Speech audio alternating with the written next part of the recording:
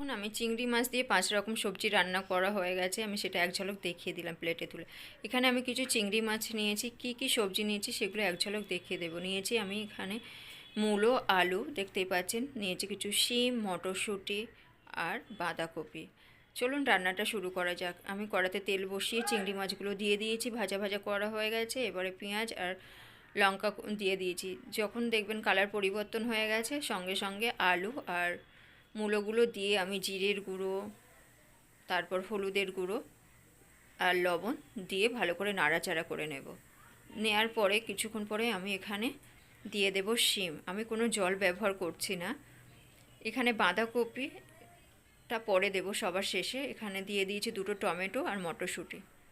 দেখুন বাঁধাকপিটা দিয়ে আমি ঢাকনা চাপা দিয়ে আমি সিদ্ধ হয়ে গেছে। আমি দিয়ে দিলাম সামান্য চিনি। দেওয়ার পরে আমি কিছুক্ষণ পর রান্না হয়ে গেছে। আমি